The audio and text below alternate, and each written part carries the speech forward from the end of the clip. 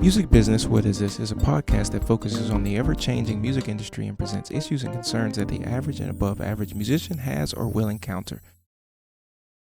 Hey everybody, I'm Jeremiah Hunt. And I'm Richard Johnson. And today we're going to be talking about, is music getting better or worse?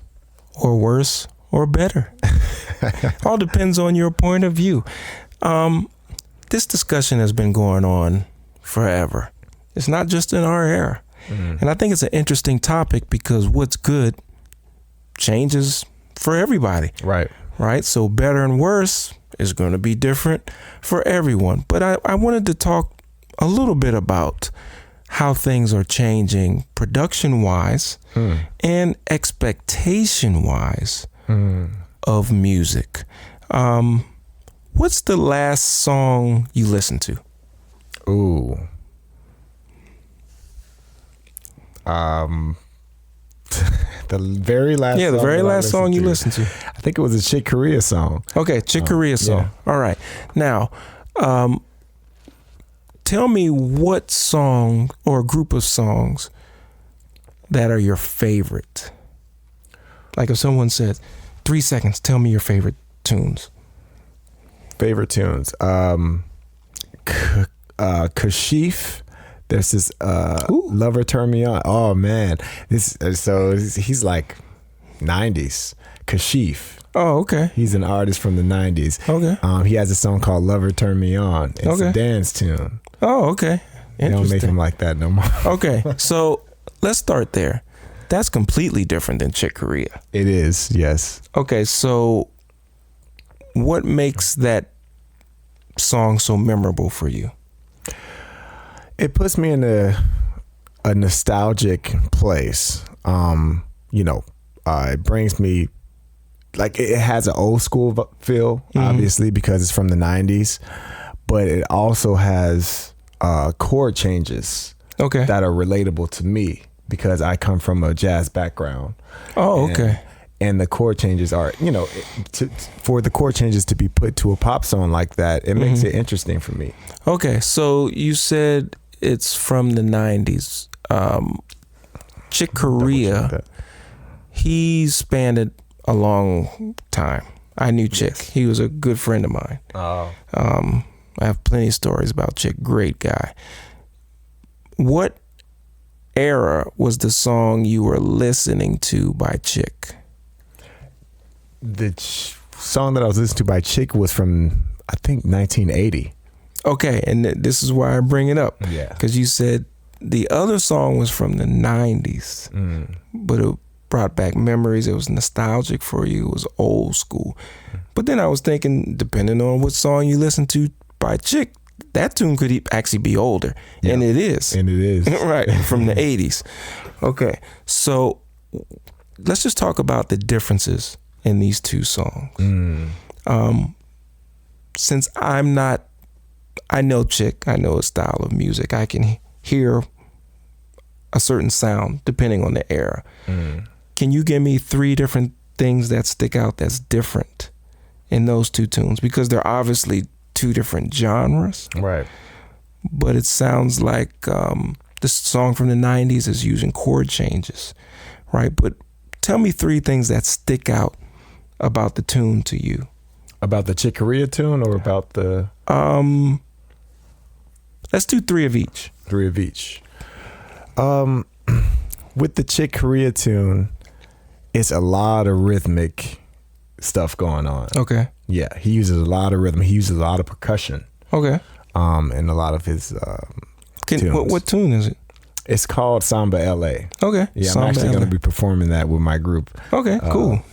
And I actually have a performance this weekend. Oh, dope. At Andy's Jazz Club. Cool. Shameless plug. Hey, put it out there. Let them know.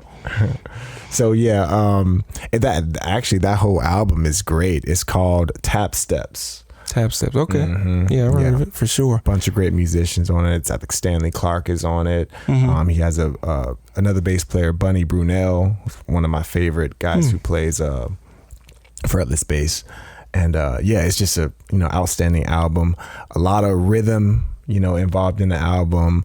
A lot of just different keyboard sounds that Chick likes to use. Okay, so the percussion sticks out because there's a lot of percussion going on. It's a lot of keyboards. Okay, and what else? The bass. The bass. The bass players that Chick use is usually it's going to be someone who's playing fretless or someone who's playing one of those stick basses. Oh, right. Okay, exactly. That's what Bunny played on. So cool. That's what I noticed about Chick. He really liked that sound. Okay, dope. And now the other production. What sticks out about that? The feeling, the dance aspect. Just the I don't know. I can't explain the old school vibe. Feeling. So is it like Pocket? Or is it like you literally want to dance? Yeah, you just literally want to dance. Okay. So that's a difference. Yeah, it's almost like Michael Jackson. Okay. It's like that vibe. Okay. All right. So that's one experience you get from that. What else do you notice? Two more. From Kashif, man, the vocals, his voice, like I just mentioned it's like like a Michael Jackson-esque personality. Okay. Okay. Yeah, and it's just the stuff that he talks about. It's more so about love and like, being close. Okay. And so the lyrics. I mean, that alone is a difference because the other tune doesn't have lyrics, right? Correct. Right. So the lyrics. Samba LA, no, it does have lyrics. Oh, okay. But Chick doesn't sing the lyrics itself. The lyrics is more of like. I don't know, it's more of like a party song. I can't really describe it. You have to check it out. On the Chick song? On the Chick song. So they both have lyrics and they both have, it sounds like a dance type atmosphere too. Yeah, it is like a dance type atmosphere on the Chick song as well. Just different dances, similar though. Makes you want to move. You definitely want to move, yeah. Okay, so what's the third thing? For the Kashif song? Yes. Let's see if I can think about it. If you were going to describe it to somebody, you would say, oh yeah, it makes you want to dance. Oh man. That's one thing. And then it's got these lyrics that's kind of like Michael Jackson. That's number two.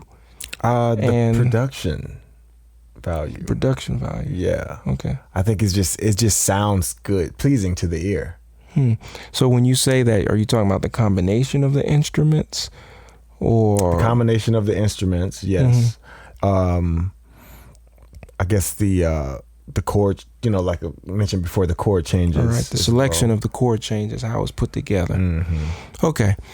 The reason I ask you this is because this episode is music getting better or worse? And like we said earlier, that's all suggestive, right? And good music lasts a lifetime, even longer. Yeah. Right? So I want to talk a little bit about these things that stick out to us in music and how we tend to put them in different files in our brain to determine if it's better or worse. Right? And there's the musical aspect pertaining to the instruments and just the sound. This is one aspect I really wanted to focus on today. And I see this a lot in young people. For instance, if I go to a middle school and do a presentation and I do a funk tune, they'll start shaking their head. They're into it. Right. Exact same room. But then I'll go and I'll play a jazz tune and they'll look at me and they may want to move, but they won't move the same. And that's okay. It's a different tune. That doesn't bother me. But I wanted to talk about just the sonic aspect of tunes and how people relate good or bad to that because they can't associate to that. Have you ever noticed that when people hear something that's modern, they'll say it's good over something that was recorded in 1920. And have you ever noticed that? Yeah, I've heard people say that. And I'm not even talking about the musical aspect. I'm just talking about, they'll say it's music because their terminology is limited, and that's okay. I don't expect that of everyone. I'm a musician, they're not. But part of that has to do with just sonically what you're accustomed to. Right? So think about it. You go to a restaurant, they serve you a plate of food, they give you a fork. If you've grown up your whole life using a fork, that's what you're accustomed to. We go on tour, we go to Asia. They serve us a plate of food, they give us chopsticks. What's better, chopsticks or the fork? The fork. Why is the fork better? Because you're accustomed to it. You're accustomed to it, right? Yeah. But there's a lot more people over there in Asia. That's true. than there are here. And they're accustomed to using the chopsticks. Yeah. Right? So there's the opinion side to it. There's also the numbers of people. There's that side to it. And then there's the practical side to it. Right? I think there's these three different elements. And there may be more. Those are just three that immediately, I won't say immediately because I've been thinking about this, come to mind when you're considering if something, I'll say, is good or gooder. Right? I like using chopsticks. Chopsticks are great. Right? But I learned to use them. So I don't have an issue using them. Right. And I relate that to music because it doesn't mean a style of music is not good. You may just not be accustomed to hearing it. Right. Right. And that's just pure hearing it, let alone understanding the quality of the sound. Something from 1920, the equipment is not just sonically is going to be as good. Right. All right. So then the next thing I would say, well, let's just put on two records, compare them from the same year. So the sonic issue isn't as much of a concern. It's still, when you look at it, depending on the style of music, it's going to be something you have to address. And a lot of people say, oh yeah, just the sound of it is different. If you play a jazz tune and you play a hip hop song, the sound is different. There's the musical aspects of it, but then there's just, you have the cymbal going, and then the hip hop, you hear them, it's just a sonic thing. Yeah. And what you're more accustomed to, you know, and I think that's something to focus on, or at least pay attention to, because we have jazz fans, country fans, salsa fans, and just sonically what's different. And then when you have people who aren't used to that sound, we're not still talking about, is it musical, but just the sound. Right. Like if you put on a jazz record and a hip hop record at the same volume, is the sound equivalent? That's something to consider. Right. So that automatically may cut off half of your audience. Right. Yeah. So there's that aspect of, is it good or gooder? Right. Before you even get to the issue of the quality. And that's something to really consider. And then you can start to talk about, okay, musically, what's going on? Right. And then that's a different conversation. So in your perspective in the last 10 years, have you seen or heard a big change? And you play funk, you play hip hop, you play jazz. In those different styles, have you seen a drastic change in those styles of music? I would say yes. Let's see, 10 years ago, actually, I think this year is my 11th year living in Chicago. Okay. So before that, I was in Macau, China. Playing pop music. Right. You know, every day. And I would say that just in the popular culture of music, it's definitely changed a lot. You know, we used to play like stuff that was more four on the floor. And now there seems to be, just from my point of view, it seems to be more of a hip hop thing in today's And when you're saying that, you're talking about the groove, the drums, what people are expecting to hear? Yeah, it's seemed to be geared more towards hip hop, the style for me. Okay. Do you think that has to do with social media, TV, and just what people are gravitating to because of their age? Absolutely, yeah. I think social media has an influence on the culture today, on the music. Yeah, they all play off of each other, I feel like. Do you think it makes a difference if people have instruments in their homes when determining for them or other people if it's good or gooder? And I ask that because if you look at historically, if you go back to like the 1930s, this was an era where basically one of every 3 homes had a piano. People, when they wanted enjoyment, they'd go to the piano. They had some sheet music. They would read it, play it. That was the standard. Yes. That's not the standard. Right. Not anymore, right? But if you think about it over time, that affects someone's decision about how they view and listen to music, right? So this whole idea of good or gooder or what's best or better, in your mind, is that affected by the usage or knowledge of having an instrument around?